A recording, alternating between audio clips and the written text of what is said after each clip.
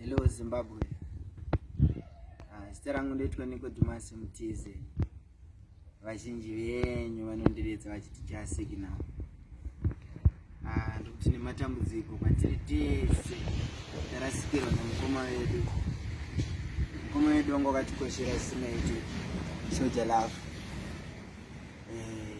Inini ndantori one of my fans. Remember a time yatanga tiri ku City Sports Center. Wakambonzi vanhu vakusa vafa namatigasi rimwe dhanzi reriya. Ndichiri mutopu Jamba chibaba ndichijamba Sauro Kusting. Ndichifara zvisingaiti. Svika ndikaimba mangoma. Chibaba chikanditambira. Chikaita neni song.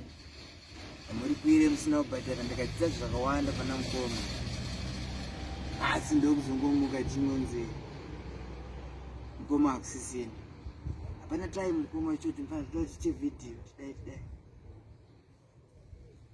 Nasi tungomuka zvirongonzi mukoma akusisini. Zvinhu zvatirwadza zvikuru.